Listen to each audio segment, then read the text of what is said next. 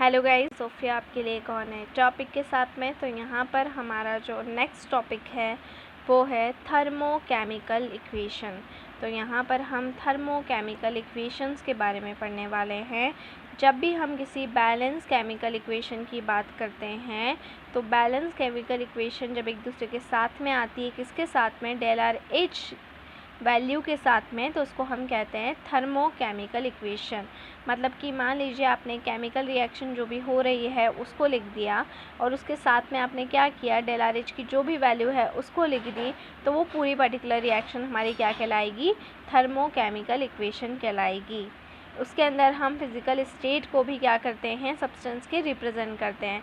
जैसा कि नीचे आपको एक एग्ज़ाम्पल दिया हुआ है कि यहाँ पर हमने इथेनॉल को लिया जो कि एक लिक्विड स्टेट में था, फिर हमने इसकी रिएक्शन ऑक्सीजन के साथ करवाई, कार्बन डाइऑक्साइड और वाटर को हमने क्या कर दिया है, रिलीज़ कर दिया है। तो यहाँ पर जो डेल आर एच नेगेटिव की वैल्यू आ रही है वो है -1367 kJ मोल इनवर्स।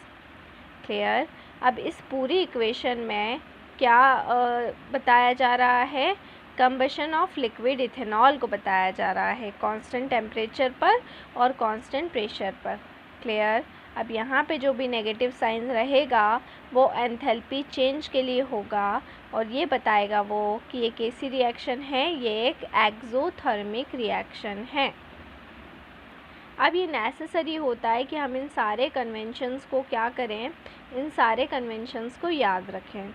जैसे कि यहाँ पर अगर हम कन्वेंशंस की बात करें तो हमारा सबसे फर्स्ट कन्वेंशंस होता है कि बैलेंस थर्मोकेमिकल इक्वेशन के अंदर जो भी कोएफिशिएंट होता है वो number of moles of reactant and product, reaction के अंदर जितने भी number of moles of reactants and number of moles of product ये इन्वॉल्व हो रहे हैं उसके ऊपर डिपेंड करता है।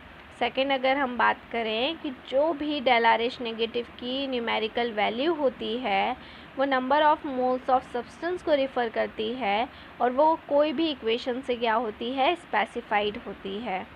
अगर हम स्टैंडर्ड एंथैल्पी चेंज की बात करें तो उसकी हमेशा यूनिट कैसे होगी, kJ मोल इनवर्स। आगे बात करते हैं, इस कॉन्सेप्ट को हम समझते हैं कि हम यहाँ पर एक कैलकुलेशन ले लेते हैं हीट ऑफ रिएक्शन की इस रिएक्शन के लिए, और वो रिएक्शन होगी Fe2O3 + 3H2 gives 2Fe + 3H2O। अब हमने टेबल पढ़ी थी 6.2 जिसमें हमने एंथैल्पी ऑफ फॉर्मेशन की वैल्यू देखी थी। जैसे कि देखिए ये रहा इस टेबल के अंदर, देखिए आप देख सकते हैं इस टेबल से हम यहाँ पर बहुत सारी जो वैल्यूज़ है वो ले सकते हैं। जैसे कि H2O लिक्विड और गैस यहाँ पे दे रखा है, उसकी वैल्यू हमको दे रखी है, तो हम वही वैल्यू को यहाँ पर क्या करने वाले हैं, लेने वाले हैं। तो हमने यहाँ पर क्या किया है, जो भी हमारी वैल्यू थी वो हम यहाँ पर लेने वाले हैं। H2O जो लिक्विड में है उसकी वैल्यू -285.83।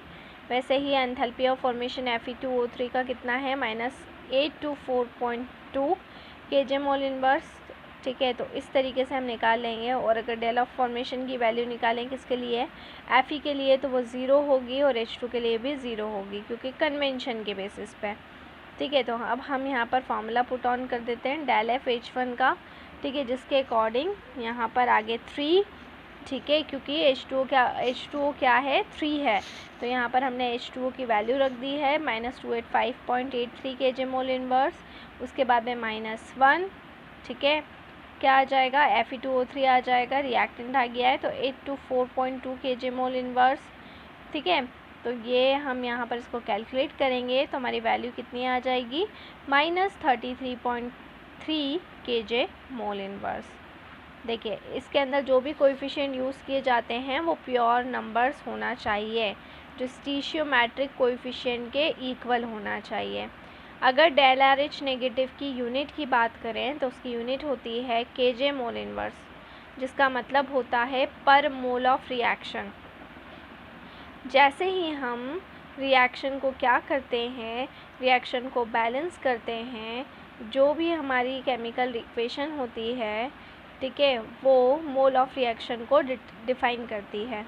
देखिए जिस तरह से अगर हमें बैलेंस इक्वेशन डिफरेंशियली मिलती है, जैसे कि ये एक इक्वेशन है, तो इसका जो भी अमाउंट ऑफ रिएक्शन होगा वो 1 मोल ऑफ रिएक्शन होगा और डेल आर एच नेगेटिव की वैल्यू ये हो जाएगी, del R H negative is equals to 3/2 और जो भी वैल्यू रहेगी उसको हम यहाँ पर पुट कर देंगे, उसमें से माइनस कर देंगे 1/2 और Fe2O3 की जो भी वैल्यू थी उसको मैंने यहाँ पुट कर दिया। तो मेरी जो एंथैल्पी ऑफ फॉर्मेशन आया फाइनल वो आया -16.6 kJ mole inverse is equals to 1/2 del R H1 negative, ये उसकी पर्टिकुलर वैल्यू आ गई।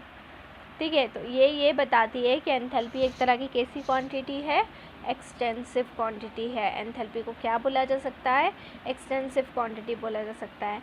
जब भी कोई केमिकल इक्वेशन रिवर्स हो जाती है, उल्टी हो जाती है, तो जो भी डेल आर एच नेगेटिव की वैल्यू रहेगी वो साइन से क्या हो जाएगी, रिवर्स हो जाएगी।